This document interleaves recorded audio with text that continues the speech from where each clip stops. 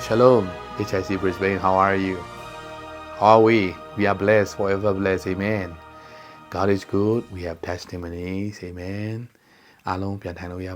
You may be seated. Thank you. Dinima General Kayuenako do accounting aro. Victory is a gift. Aunching Quindi, Lesson Pidi. Today the title of the Word of God is Victory is a gift. Aunching Quindi, Lesson Pidi. 1 Corinthians chapter 15 verse 57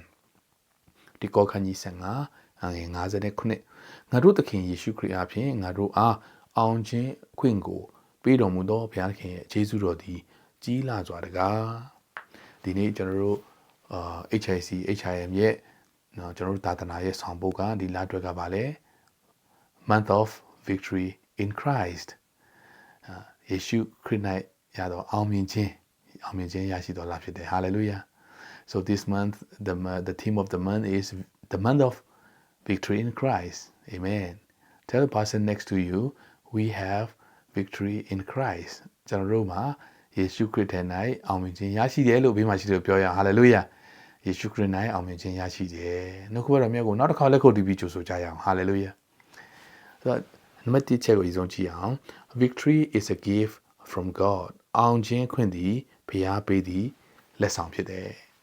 ဘုရားပေးတဲ့လက်ဆောင်ဖြစ်တဲ့အတွက်ကျွန်တော်ဝါကြွားစရာမရှိဘူး First of all, it's a gift from God, so you are not supposed to be proud of your victory because the victory that we have is not our own, is a gift from the Lord. Hallelujah. ဒါကြောင့်ခရစ်တော်အားဖြင့်ဘုရားခင်ပေးတဲ့ဆုလက်ဆောင်ဖြစ်တော့ကြောင့်ကျွန်တော်ဝါကြွားစရာမရှိဘူးငါလုံနိုင်ကွာငါကွာနော်ငါတော်ရကွာငါတော်လုံနိုင်တယ်ကွာလို့ကျွန်တော်တို့ကြွေးကြော်မိရင်ဘုရားခင်ဘယ်လောက်ဝမ်းနည်းမလဲဘာလို့လဲအောင်ခြင်းခွင့်ဆိုတာဘုရားပေးတဲ့လက်ဆောင်ဖြစ်တယ်အာမင် so we appreciate and we can be proud of ourselves that we have victory in Christ, but no, we don't take the credit. Okay, give back the glory to God because a gift is from God. Victory is a gift and it's given to you free of charges. Amen. It's given freely. ကျွန်တော်တို့ကိုလွတ်လပ်စွာနဲ့အခမဲ့ဘုရားခင်ကပေးတဲ့လက်ဆောင်ဖြစ်တဲ့ဝါကြွားစရာမရှိဘူး So when you see a gift, you it's not your what you earn for, ကျွန်တော်တို့လှုပ်ဆောင်နိုင်လို့လက်ဆောင်ဆိုတော့ကျွန်တော်စူးစမ်း8နိုင်လုံးစူးစမ်းပြီးငါလက်ဆောင်ရတာကောမို့8နိုင်လုံးလုပ်ရင်တော့လောကရမယ်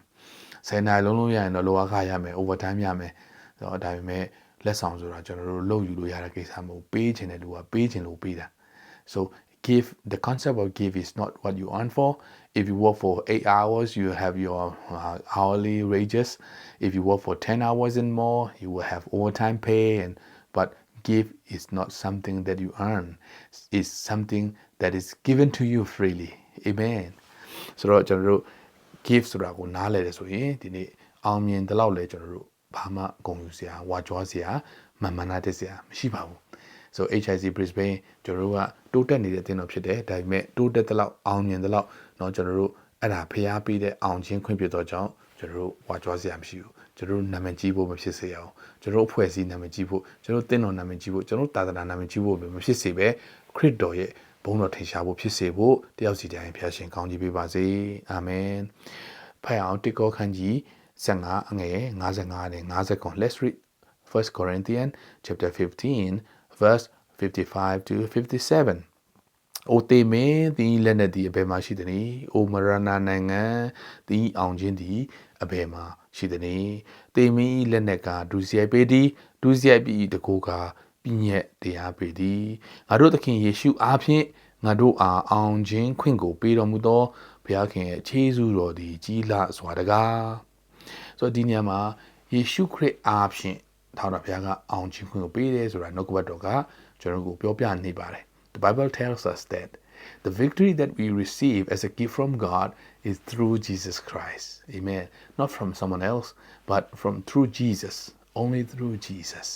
Amen. ယေရှုခရစ်အားဖြင့်ကျွန်တော်တို့ကထိုဘုရားရဲ့အောင်ခြင်းခွင့်လက်ဆောင်ရရှိတာဖြစ်တယ်။ဘယ်လောက်တော့အောင်မြင်လဲဆိုတော့တေခြင်းကိုအောင်မြင်တယ် Hallelujah. တေမင်းရဲ့လက်နဲ့ဘယ်မှာလဲမရဏနဲ့တကားမင်းရဲ့လက်နဲ့ဘယ်မှာလဲလို့တော့မှကြွေးကြော်ခဲ့တဲ့သခင်ယေရှုရဲ့အောင်ခြင်းခွင့်ဟာထာဝရဘုရားကကျွန်တော်တို့ကိုပေးအပ်သောအောင်ခြင်းခွင့်ဖြစ်တယ်ဟာလေလုယာဒီလောကမှာဒုက္ခဆင်းရဲကြုံတွေ့ရမယ်တဲ့ဒါပေမဲ့သင်တို့ဒီငါဒီလောကအောင်လို့ဆိုတာမင်းတို့မှတ်ထားပါတဲ့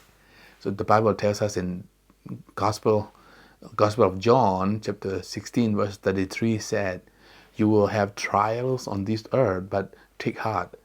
courage that I conquer the world says Jesus Christ so we are more than conqueror because of Jesus amen ကျွန်တော်တို့ကယေရှုခရစ်အပြင်အောင်မြင်တော်သူရဲ့အထက်မှာအောင်မြင်တော်သူများဖြစ်ပါတယ်လက်ခုပ်တီးလက်တီးပြော hallelujah praise the Lord ဒါကြောင့်သခင်ယေရှုခရစ်ဟာကျွန်တော်တို့ယေရှုခရစ်အားဖြင့်နော်ယေရှုရဲ့တည်ခြင်းဒုတိယအချက်ကိုသွားအောင်နော် second point သခင်ယေရှုရဲ့တည်ခြင်းမှရှင်ပြန်ထမြောက်ခြင်းအားဖြင့်အောင်မြင်ခြင်းရတယ် we achieve the victory through Jesus death and resurrection သူရဲ့အသေးခံတော်မူခြင်းသူရဲ့ရှင်ပြန်ထမြောက်တော်မူခြင်းအားဖြင့်သာလျှင်ကျွန်တော်တို့ကထိုအောင်ခြင်းခွင့်ရတာဖြစ်ပါတယ် there is no other way there is no other God there is no other way like Jesus ယေရှုကလွဲလို့တခြားသောဘုရားမရှိဘူးယေရှုမှတပါးခမည်းတော်စီကိုပို့ဆောင်နိုင်တဲ့လမ်းမရှိပါဘူးဆိုတော့ဒီနေ့ဒုတိယချက်အဲ့ဒီအောင်မြင်ခြင်းအောင်ခြင်းခွင့်ဘုရားပေးတဲ့အောင်ခြင်းခွင့်ဟာကျွန်တော်နဲ့မိတ်ဆွေကိုယေရှုခရစ်ထဲကနေထာဝရဘုရားပေးတဲ့လက်ဆောင်ဖြစ်ပါတယ် Amen so second point the victory that we achieve from God as a gift is through Christ who gave us his life and he died for us and he rose again တေခံခြင်းရှင်ပြန်ထမြောက်ခြင်းတကူနဲ့တူယေရှုခရစ်ထဲကနေအဲ့ဒီအောင်ခြင်းခွင့်ကိုရရှိတာဖြစ်ပါတယ် Touch your neighbor and say that we receive victory from God through Christ ကျွန်တော်တို့ဒီအောင်ခြင်းခွင့်ကိုယေရှုခရစ်အားဖြင့်ထာဝရဘုရားစီကရတယ်လို့နားမရှိလို့ပြောပြပါအောင်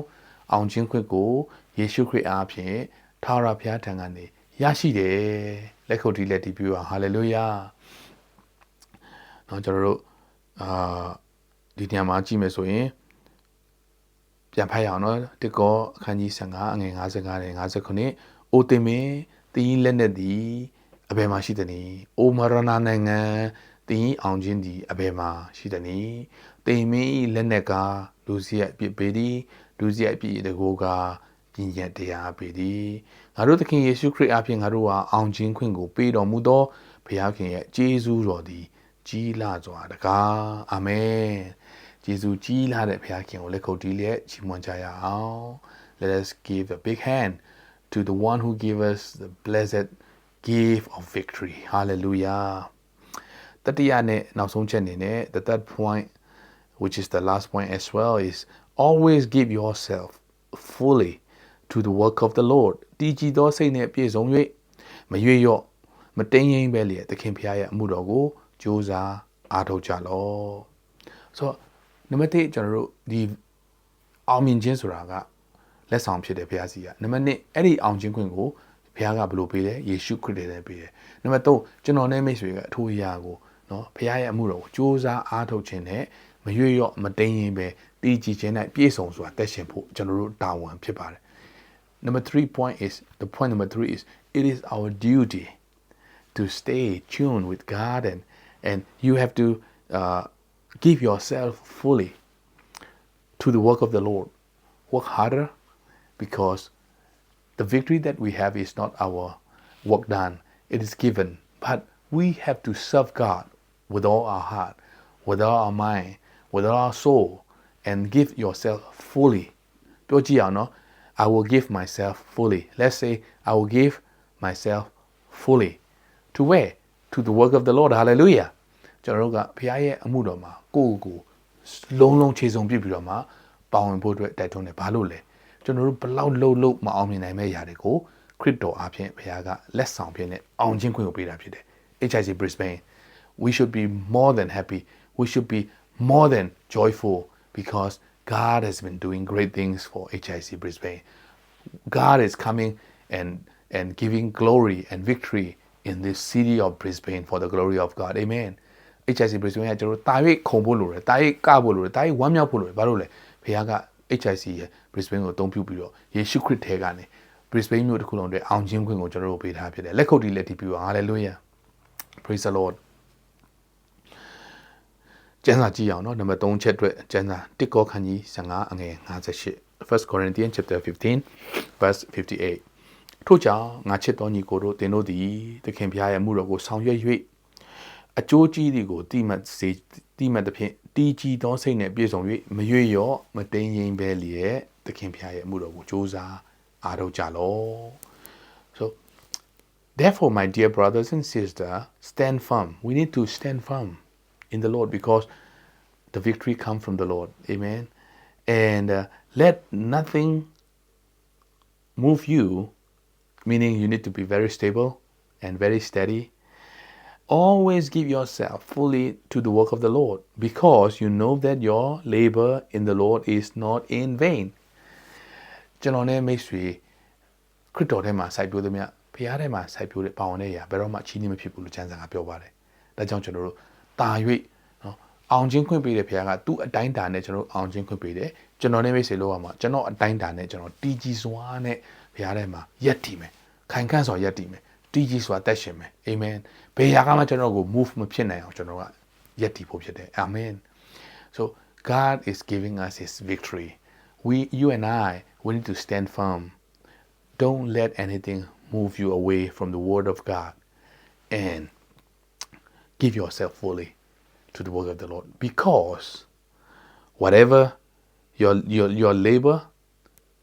your hard work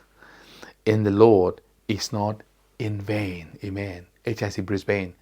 from young and old all the generation right now who are listening to this word of God is expecting you to give yourself fully not half not quarter fully amen hallelujah ဒီနေ့ဒီတရားကိုနားထောင်နေတဲ့ညီကောင်မတို့များဘုရားကကျွန်တော်တို့ကိုဖိတ်ခေါ်နေတယ်ငါသားငါသမီးမင်းစူးစမ်းနိုင်လို့ဒီအောင်ချင်းခွင့်ရတာမဟုတ်ဘူးငါပေးလို့ရတာဖြစ်တယ်ငါအတွက်မင်းအသက်တာကို fully ပေးနိုင်မလားဓမ္မချင်းတပုတ်ရှိပါတယ်ငါကားတဲ့အတွက်အသက်ကိုပေးတယ်မင်းကငါအတွက်ပါပြန်ပေးမလဲငါကမင်းအတွက်အသက်ကိုစွန့်ခဲ့တယ်မင်းငါအတွက်ပါပြန်စွန့်မလဲ That is a hymn saying that I have given my life what will you give me back so we give ourselves fully not to die for him but to live for him amen yeah there are many people who die for him but for now you and I we need to live for him give yourself fully hallelujah ကျွန်တော်တို့ ਨੇ မိတ်ဆွေကျွန်တော်တို့တက်တာကိုတဝက်လောက်တချမ်းလောက်မဟုတ်တော့ဘဲနဲ့ fully အပြည့်အဝကျွန်တော်တို့ဖျားထဲမှာစက္ကပ်ရအောင်တို့ကစက္ကပ်ခြင်းဟာဘယ်တော့မှအကျိုးမနေဘူးအကျိုးလိုချင်လို့ဖျားကိုလိုက်တာတော့မဟုတ်ပါဘူးဒါပေမဲ့သင်ဖျားကိုတကယ်စက္ကပ်တယ်ဆိုရင်တော့အကျိုးရကိုရတယ်ဆိုတာတွေ့ရပါတယ်ကျွန်တော်ခုချိန်မှာတော့တောလေအကျမ်းကိုသွားမယ် Numbers 13 verse 25 to 33တောလေအကျမ်းကကြီး73အငယ်25နေ33အရက်40လွန်မှခါနန်ပြည်သို့စူးစမ်းတော်မူပြီး၍ပြန်လာကြ၏ At the end of 40 days they returned from exploring the land in other words spying the land of the promised land so အဲ့ခါနန်ပြည်နုနဲ့ပြရစီတဲ့အတိုင်းပြည်ကိုတွားလေ့လာတဲ့လူ12ယောက်ပြန်လာတယ်ပြန်လာတဲ့အခါမှာမောရှေနဲ့အာရုံမှစပြီးဣသရေလမျိုးသားပေါင်းတို့ကပါရန်တော်ဂေဒရှာရက်မှာရောက်တော့အခါမှာပရိသတ်ပေါင်းတို့အားသတင်းချပြော၍ထိုပြည်၌တည်သောအတီးကိုပြကြ၏မောရှေအားလည်းကျွန်တော်တို့သည်ကိုရောဆေလို့တော်ပြည်သို့ရောက်ခဲ့ပါပြီအကယ်စင်စစ်ထိုပြည်သည်နှုတ်နဲ့ပြား၏စီးသောပြည်ဖြစ်ပါ၏ဤအတီးတို့ကထိုပြည်၌တည်သောအတီးဖြစ်ပါ၏ so they gave the Moses this account we went into the land to which you sent us and it does flow with milk and honey here is its fruit so they brought back some fruit show it to the people so huge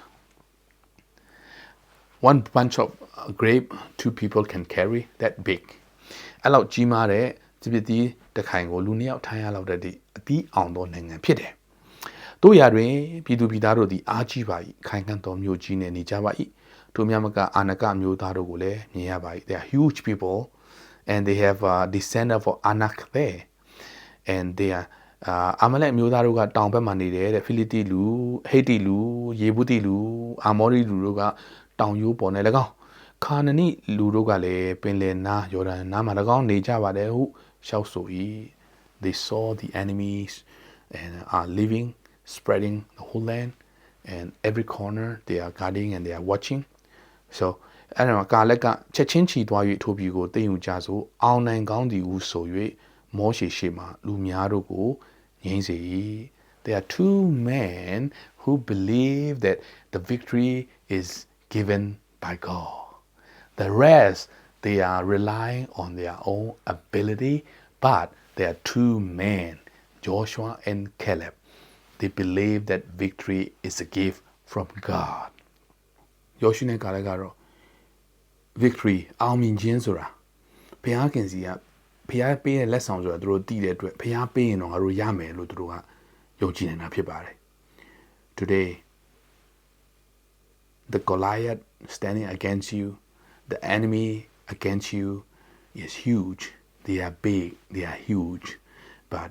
if God give you victory you are more than conqueror hallelujah ဒီနေ့ကျွန်တော်ရင်ဆိုင်နေရတဲ့ Goliath ကကြီးပါတယ်ကျွန်တော်တို့ရင်ဆိုင်ရတဲ့အာနာကမျိုးတွေကကြီးပါတယ်ဒါပေမဲ့ဖခင်ကသာအောင်ခြင်းခွင့်ကိုကျွန်တော်တို့ကိုပေးမယ်ဆိုရင်ကျွန်တော်တို့ကအောင်မြင်တော်သူများဖြစ်ပါတယ်လက်ခုပ်တီးလက်ဘုရားကိုချီးမွမ်းရအောင်ဟာလေလုယာဒါကြောင့်တင်ရင်ဆိုင်နေရတဲ့နော်ကျွန်တော်တို့ငွေကြေးပြဿနာဒါမှမဟုတ်ရှင်မိသားစုအခက်အခဲတခုစိန်ခေါ်မှုအလုံးမှာဖြစ်စီမှုဒါမှမဟုတ်ရှင်ကျွန်တော်တို့တခုပြဿနာကြီးရင်ကြီးပါလိမ့်မယ်ဒါပေမဲ့ဘုရားခင်စီကိုတွားရအောင်ဘုရားကသာအောင်ခြင်းခွင့်ပေးမယ်ဆိုလို့ရှင်အဲ့ဒီကြီးဘေးဆိုတဲ့အရာရန်သူကကျွန်တော်တို့ရဲ့စားစရာဖြစ်လာမှာဖြစ်တယ် If God has given us his victory and those that are not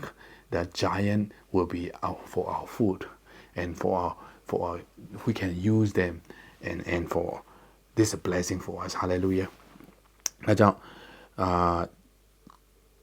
ကိုကြီးသောလူမျိုးနဲ့အာနကမျိုးနွယ်ဖြစ်ပြီးအလွန်ကြီးမားသောသူတို့မြင်ကြပြီဟု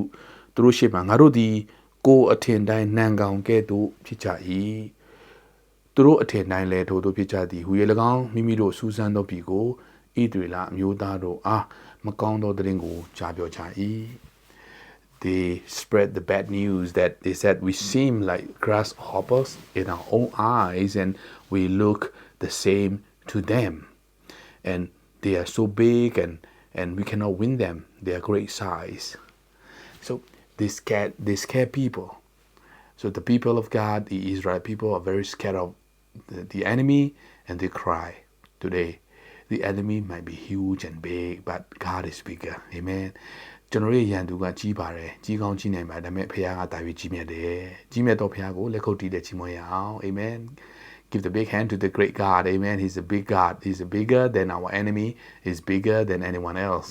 he's bigger than any circumstances and situation praise the Lord amen ဒါကြောင့်ဒီနေ့ကျွန်တော်တို့အဆုံးသတ်မယ်ဆိုရင်ဒီ၃ချက်လေးကိုပြန်ကြည့်မယ်ဆိုရင်နံပါတ်1 victory is a gift from God to summarize number 1 victory is a gift from God အောင်ခြင်းခွင့်သည်ဖခင်ပေးတဲ့လက်ဆောင်ဖြစ်ပါတယ်လက်ဆောင်ပေးတဲ့အတွက်ပေးတဲ့သူရှိတယ်ယူတဲ့သူရှိတယ်နော်ဒုတိယအနေနဲ့ဘယ်ကနေပေးလဲဘယ် channel နဲ့ပေးတယ်နော်ဘယ်ကနေပို့လဲ we receive the victory through Christ's death and resurrection ယေရှုခရစ်ရဲ့အသက်ခံတော်မူခြင်းနဲ့ရှင်ပြန်ထမြောက်တော်မူခြင်းအားဖြင့်အောင်ခြင်းခွင့်ကိုကျွန်တော်တို့ရရှိပါတယ် number 3 always give yourself fully to the work of the Lord ကျွန်တော်တို့ဘက်ကနေယာနှုံးပြည့်ဘုရားရဲ့အမှုတော်မှာထမ်းဆောင်ဖို့အတွက်ဖြစ်တယ်ဘယ်တော့မှအကျိုးမနည်းဘူးလို့လည်းကျမ်းစာကပြောထားပါတယ်ဒါကြောင့်ချစ်တော်မိတ်ဆွေဒီနေ့ကျွန်တော်တို့ခံယူတဲ့နှုတ်ကပတ်တော်ရဲ့ခေါင်းစဉ်ကတော့ victory is a gift အောင်ခြင်းခွင့်သည်လက်ဆောင်ဖြစ်တယ်လက်ဆောင်ဖြစ်တဲ့အတွက်ဝါကြွားစရာမလိုဘူးဝါကြွားစရာမရှိဘူးမာနကြီးစရာမရှိဘူး So victory is a gift. As a gift, when you receive a gift, you don't have to be proud and no pride because we never earn for it. It's given free. ကျွန်တော်ကအခမဲ့ရတော့လက်ဆောင်ပြတော့တဲ့မာနကြီးဖို့မဟုတ်ဘူးဝါကြွားဖို့မဟုတ်ပါဘူးအာမင်ဆိုတော့ဒီ victory ဒီအောင်မြင်ခြင်းကိုဘုရားကဘယ်ထဲကနေပေးတယ်ယေရှုထဲကနေပေးတယ်ဒါကြောင့်ယေရှုထဲရရှိသောအောင်မြင်ခြင်းနဲ့ယေရှုဘုန်းတော်ထင်ရှားခြင်းသောတက်တာဖြစ်ဖို့တယောက်စီတိုင်းဘုရားရှင်ကောင်းကြီးပေးပါစေအာမင် Tell the person next to you victory is a gift from God အောင်ချင်းခွင့်ဆိုတာဘုရားစီကရတာဖြစ်တယ် Amen tell the next one the other side and say that we receive our victory through Christ ကျွန်တော်တို့အောင်ချင်းခွင့်ကိုယေရှုစီကနေရတယ်လို့ပြောပြပါဦး Amen now everybody shout together we will give ourselves fully to the work of the Lord ကျွန်တော်တို့ဟာကျွန်တော်တို့ကိုကျွန်တော်လုံးဝအရာနှုံးပြည့်ဘုရားထဲမှာအနံ့မယ်လို့ပြောကြရအောင် I will give myself fully to the work of the Lord God bless you all love you and praise God may the Lord bless you in Jesus name amen ကျန်ရှိသောချိန်တိုင်းမှာကိုတော်ဝေးရဆက်လက်ဥဆောင်သွားပေးပါရောက်စီတိုင်းဖျားရှင်ကောင်းကြီးပေးပါစေအာမင်